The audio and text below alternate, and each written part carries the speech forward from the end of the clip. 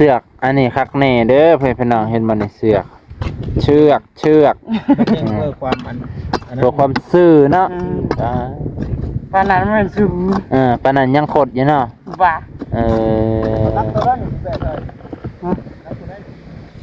จังน้อยก่อนจังน้อยก่อนบ่บึงแบบมันก่อนให้มันเร็วก่อนมาเป็นยังแล้วมันมีเฮ็ดได้หมดเดียวมันจากซอยนี่แหละบ่ซอยนี่เพิ่นเอาออกแล้วชุดหนึงเพิ่นน่ะโอ้เป็นชุดหนึงพร้อมสิใส่กระสอบได้เพิ่นน้องใส่กระสอบตัวนี้กำลังเผาอยู่นี่ดึงไฟทางในพี่น้องโอ้คักเนาะก็เป็นจังซี่ลมมันพัดเข้าทางนี้มันก็ออกคู่พุ่น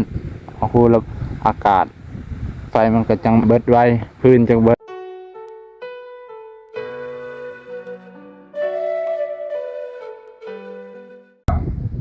สบายดีพี่น้องลุงป่าที่เคารพเส้นเก่าเส้นเคยยินดีต้อนรับเข้าสู่ช่องบ่าวนงเด้อพี่น้องไม่ว่าจะอยู่ในประเทศและต่างประเทศเบิดสุขุสุคนเนาะมื้อนี้ก็มาหาน้องแตงพี่น้องเพิ่นกำลังเฮ็ดสังลักหัวเลยเด้อบ้านนี้พี่ลักหัวเพิ่นมีแต่ไม้แกนไม่แกะไม่ดู ไม่แดงพี่น้องมีแต่ไม่แดงสุดยอดทางพุ่นกับเผาทานเอาทานออกแล้วได้หันไปพี่น้องหมูอ้วนก็อยู่หันนอนแบบอยากไปยิกแก้มเลย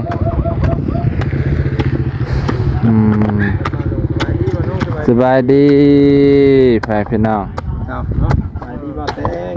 สบายดีโดยสบายดีกำลังพุทธิดินของตัวตัวเนาะแนวหมัดแข็งขนาดนี้นี่แข็งที่ทางเทิงอันนี้ดินเขาผมบ่นั่นนี่เนาะขักนะโอ้มีหลายคุมไม่คุดอยู่ป่ะมีเสียมแล้วอันอยู่ป่ะนี่ฮะอันเดียวอย่าคุดซอยได้นี่ได้อันเดียวอันเดียวมาเตะจะเบาก่อนจังโอเคท่านยันเปิ้นโมเมนต์เขาพาจะเบาด้วยจะสาวเลยนะคนร้ายป่ะมึงเถื่อนนี่มันเร็วที่สาวหรอกน้องแดงอยู่พุ่นป่ะดูไปส่งคนอยู่พุ่นแสดงว่าไปเบิดเนาะเขตแถวนี้เพิ่นก็บอกคนหลายอยู่เด้อพี่น้องพี่น้องเพิ่นเนาะเขาเฮ็ดแต่เช้าเอ้าเบาลาวได้จังเบาลาวมึงเถื่อนนี้ก็หันเลยเขาปลูกเคนหมดเลยเด้เขาปลูกเคนแล้วไปจากตอนนี้ก็สิประมาณนั้นแหละกะว่าไผมาแล้วก็ปลูกเคนเลยผู้รักผู้ใหญ่ทางบ้านเขาก็บ่อยากทาเด้เนาะเขามีเวียกเขามีเวียกอะไรมีแต่เฮาดูทำไปตอนนี้นั่นเจ้าได้กินอยู่กันได้สิทันอยู่บ่ทันอยู่แล้วกำลังหางท้องไปกินแล้วถ้าเบาเล่ามาทันแล้วโดนเนาะเบาเล่าสิมาไปนี่ท่านเพราะว่าเขาเร็วเวียกเช้าแล้วเพิ่นเอาเสือกอันนี้คักแน่เด้อเพื่อนน้องเห็นบ่นี่เสือกเชือกเพื่อความซื่อเนาะปานนั้นมันสูงปานนั้นยังขดอยู่เนาะว่า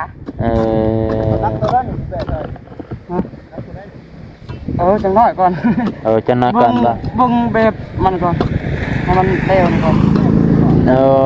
มาเป็นยังแล้วมันมีเฮ็ดได้หมดเดียวมันจากซอยนี่แหละบ่ซอยก็มีซอยบ่เดี๋ยวนี้ฮะเท่าหน้าก่อนเท่าหน้าฟันแล้วได้ฉันบ่แล้วดอกบ่ย่าติบ่อึดมาดูนั่นเด้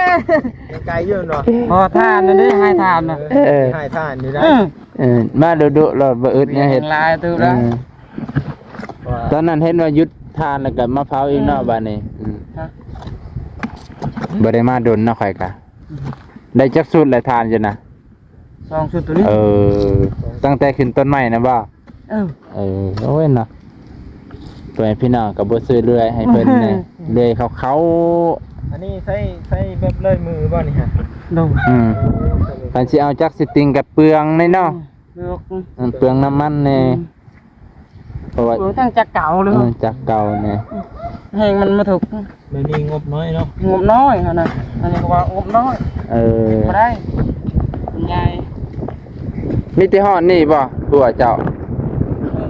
นี่ใคร ฮอดแต่สวนเฮ็ดไป ตาเนี่ยว่าโอ้ย โอ้ความห่างนี่กะเอาเนาะ เอา กะเอาสายตากะเอาห่างพุ่นบ่ มันทีไรนะมัน เปลืองมันเปลืองเสาเนาะ ทีไรเปลืองเสาอ่า ผมมีรถไทยเก๋ เกเสานี่บ่เสาลายบ่ มาได้ไล่แล้วพูดว่า30แล้วไล่ดูเลยแหละ รถเขาดิ รถเขาเนาะโอ้คันมีรถไทย คือสิคักอยู่เจ้านี่ ไม่ไทยนะเบอร์บังคับ พอเก๋ไทยอยู่เนาะอันนี้เก๋ไทยไปเก๋มาตก เพราะว่าเฮาบ่มีตัวคนส่งเนาะ ต้นทุนบ่มี เพื่อสิได้บ่แม่นง่ายๆแพ้พี่น้อง ใช้เวลา ใส่เวลาคันแต่ว่าก็ป้าจ้ะยากอะลิบ่แม่นตั้งว่าอยู่บ้านเฮาเนาะเพราะว่าแต่ละมื้อก็ใส่จ่ายจุบจิบใส่นั่นใส่นี่สิเก็บเงินไปซื้อรถไถนี่ป้าตก นะ2-3 หมื่นไปคันมือสองเนาะ 40,000 โอ้มือสอง4 หมื่น 40,000ป่าย ป้าตกก็เซิร์ชว่าสิให้เก็บจักปีใด เก็บอันได้อยู่นี่ประเภทนี้ไปปลูกแค่น่ะมือกระดองอีกมือนี่น่ะ มันก็เลยเก็บบ่ได้เนาะ เก็บนั้นได้เขาน่ะ โอ้ เขานั้นได้เลย เขานั้นได้ไปว่าเขาผู้จัดงานนั้นบ่ได้ สมเฮาเก็บนั้นบ่ได้ จะไหนวะผู้แค้นกับ เงิน เงินอีกว่าสั่นเจ้าก็จัดงานดุๆซั่นข่อยก็คิดอยู่เนี่ยหมู่คือมาดุจัดแต่จะไหนผู้แค้นแต่งดองงาน บ้า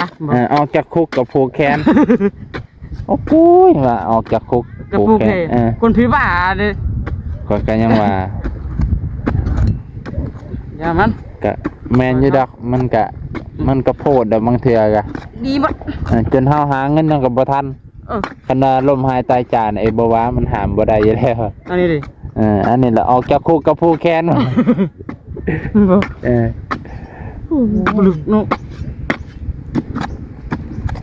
นี่แหละแพ้พี่น้องคันจะหน่อยมาจะหน่อยคันมายังบ่แล้วสิซอยอยู่ดอกตอนนี้เป็นอย่างดอกอันนี้ก็ยืนเบิ่งให้กำลังใจคือดีแล้ว มาพอดีเห็นคิดว่าเพิ่นคือสิไปเฮือนน้องเติ้นแต่เพิ่นกับพอดีอยู่ไปพี่น้อง แล้วก็ออกมาที่เฮือนนางพลเลย คนหลายเติบเพิ่นว่าไปพี่น้อง พี่น้องดี สิไปเบิ่งเด้อสาวพรจักว่าสิแต่งตบ งาม งามเมื่อวานนี้เรามาที่ บ่แล้วมาหยัง มาอยาก มาเล่นซื่อ ไปขอกินของกินดู มาตอนไหน เพิ่นกับหาอยู่หากินบ่ทันบ่ทวงบ่ทันลูกหลายยากสิแล มาแล้วนอนน่ะยืนเตียงแล้วนอนขอแล้วเพราะว่าคือเจ้าหนาเด้อ เพราะว่าเป็นตาเดียว มันก็จังซี่แหละค่อยกับ จนอุกเสียวจนอุกเสียวนี่เบานี่คือหลายอย่างเนาะ นั่นแหละเขาว่ามีผัวยามพร้อมคือเจ้านี่เอ้ยแดงนี่โชคดีนะมีเจ้าเป็นคนดุคนมันคนขยันอย่างน้อยก็บ่ได้เป็นภาระให้เมีย บ่ได้เป็นภาระให้เมียนะ เฮ็ดทุกอย่างเพื่อครอบครัวเพื่อเมียปัญหายากเด้อแบบนี้ ซอยแน่ก็จะได้เวียกผู้หญิงเพิ่นก็เฮ็ดอันเนาะมันนอนมัน มันเจ้านายเด้อ อืม นอนกินเงินเดือน สิแม่นอนกอละนินน่ะโย ก็เลยก็กรณีกินแล้วนอน กรณีนอนขีด นอนกินมีอยู่บ่นอนกินก็ได้ ปลาถูกมีนะเดี๋ยว นี่ นี้ แล้วมันสิได้เงินน้ำมูสอ่ะ อ่ะเรื่องใดบ่ได้ก็อย่าเด้อน อนเอาซื่อ ก็ให้ได้นอน ผม นั่น เรื่อง นะ ว่าเขาจักนอนกับผัว โอ้โห เดี๋ยวตกกับค่ะเลิก เออไปเบิ่งเตาถ่านเพิ่นแบบพี่น้องพี่หมักถั่วเพิ่นโบดตัวเต็มอยู่เด้นี่โอ้ยหมักถั่วเพิ่นไปพี่น้องพวกแต่ว่าพี่อยากกินเบิดละโบเพิ่นกินไปหลายแล้วไปพี่น้องใครแน่อีดอกเพิ่นก็ได้กินหลายอยู่มะเขือเทศเพิ่นพี่น้องโอ้มะเขือเทศเต็มเลยมีแติมะเขือนี่แล้วนี่ที่ทนแดดทนร้อนนี่คักอยู่มะเขือเพิ่นโอ้มีเด็กมะเขือใหญ่ได้อพี่น้องนี่บ่แม่นธรรมดาคัก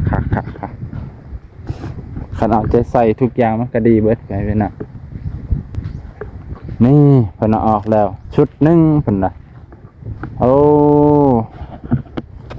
เพิ่นเอาชุดหนึงพร้อมสิใส่กระสอบได้พี่น้อง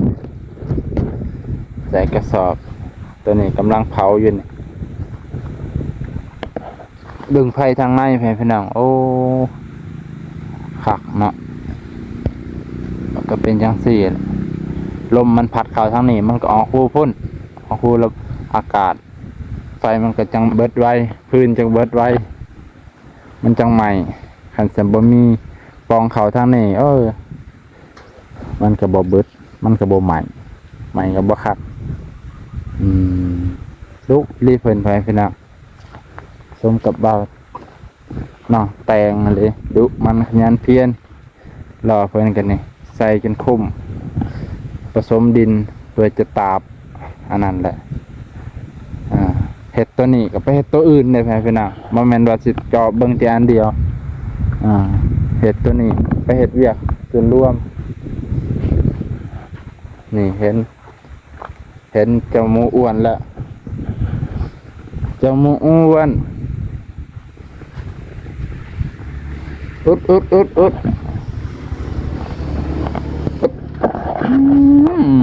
เกาเนี่ยเห็นบ่